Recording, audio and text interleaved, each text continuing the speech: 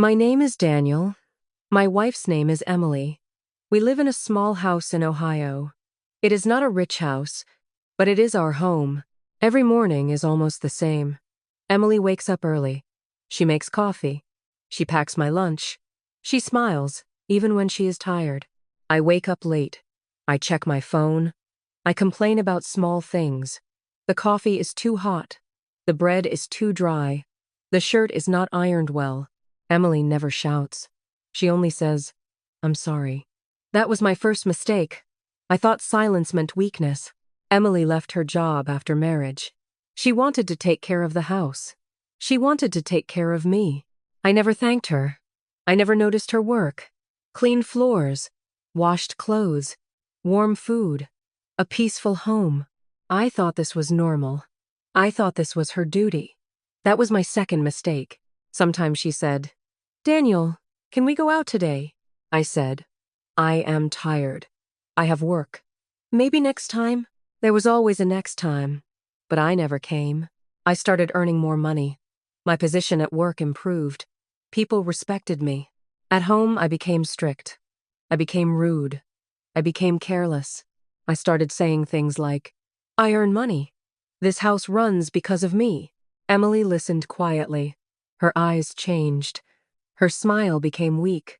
I noticed it, but I ignored it. That was my third mistake. One evening, I came home angry. My boss shouted at me. The traffic was bad.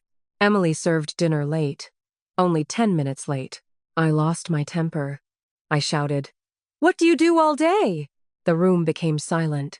Emily said softly, "I do everything for you." I laughed. I said, "You do nothing important." Those words were like knives. I did not feel it then, but they cut her deeply. After that day, Emily changed. She talked less. She smiled less. She stopped asking for things. She still worked. She still cooked. But her heart was not there. I felt peace. No questions. No complaints. I thought this was perfect. That was my biggest mistake. One night, she asked, "Daniel, do you still love me?" I was watching TV. I did not look at her.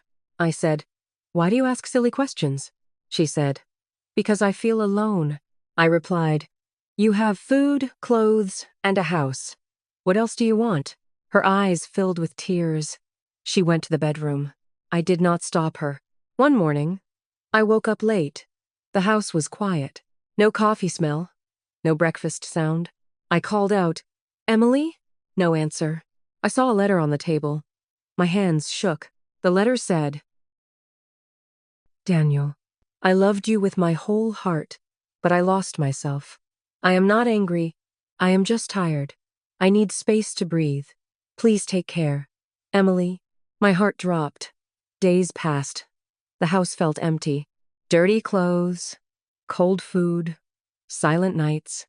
I ordered fast food. I ate alone. I realized something. Emily was not just a wife. She was my support. She was my peace. I missed her voice. I missed her care. I missed her presence. Regret started growing. I looked in the mirror. I did not like the man I saw. I remembered every harsh word, every ignored moment, every broken promise. I whispered, "This is my big mistake." For the first time, I cried. I called her. She did not answer. I sent messages. No reply. I visited her sister's house.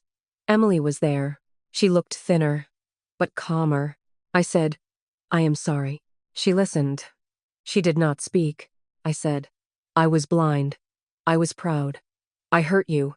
I thought money was everything, but you were everything." Tears rolled down her face. She said, "Sorry does not heal everything." I nodded. I knew. Emily did not come back. Not that day. She said, "I need time." I respected her decision. For the first time, I started changing, not for show, but from inside. I learned cooking. I cleaned the house. I understood how hard it was. I stopped shouting. I started listening. I wrote her letters, real letters, with real feelings. After 3 months, Emily called. She said, "I see your effort." My heart raced. She came home slowly. We talked. We cried. We healed. Today, our life is different. I make coffee sometimes. I say thank you daily. I respect her. I value her. I learned my lesson. Love needs care. Marriage needs respect. My big mistake taught me this. Moral of the story: never take your partner for granted. Silence is not weakness. Love is shown through respect. Before it is too late, change.